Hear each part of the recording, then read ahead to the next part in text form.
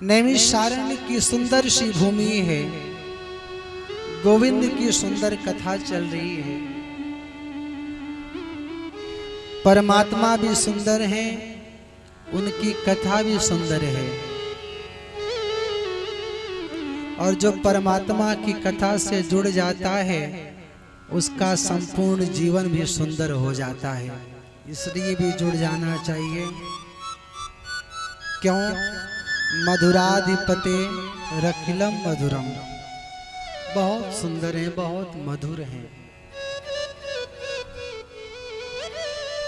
सूत जी 88,000 ऋषियों को कथा सुना रहे हैं। गंगा किनारे बैठे हैं हरिद्वार में। शौनकाद ऋषि वो नारद को कथा सुना रहे हैं। भक्ति के दुख को दूर करने के लिए सनत कुमारों ने नारद से कथा कही।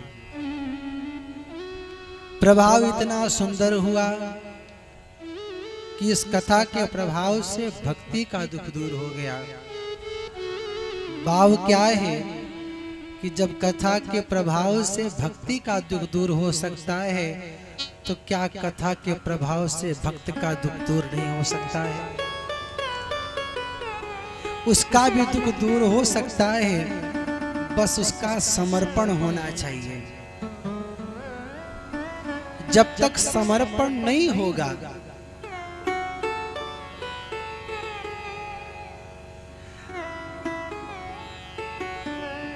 साधारण संबंध हो या परमात्मा से हो, जब तक पूरा समर्पण नहीं होगा तब तक आपकी व्यवस्थाएं बनेंगी नहीं। इसलिए समर्पण बहुत आवश्यक है।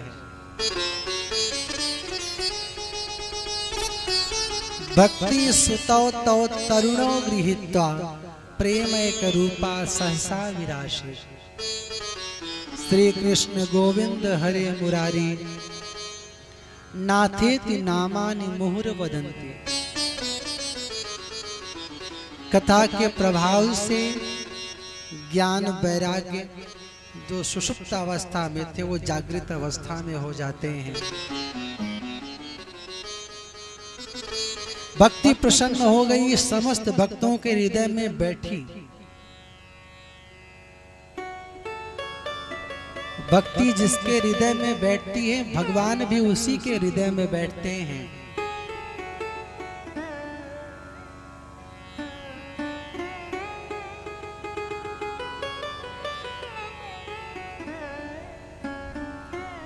नारद ने सनत कुमारों से पूछा कि कथा बड़ी अच्छी है, कथा का प्रभाव बड़ा अच्छा है।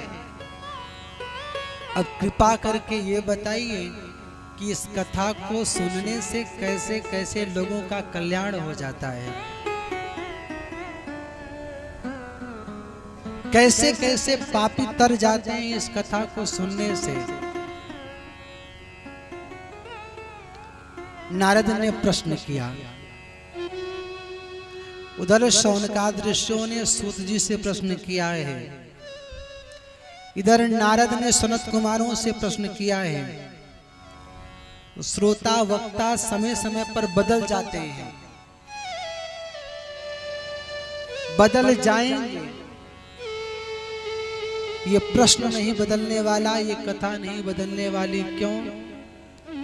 क्योंकि वो सच्चिदानंद हैं, हर काल में उनकी सत्ता बनी रहती है। नारद ने पूछा कैसे कैसे लोगों का कल्याण हो सकता है, तो सनत कुमार कहते हैं, ये मानवा पाप कृतस्तु सर्वदा सदा दुराचार रता बीमार गगा। क्रोधाग्निदग्धा कुटिलस्य कामिनः सप्ताह यज्ञेन कलो पुनन्ति।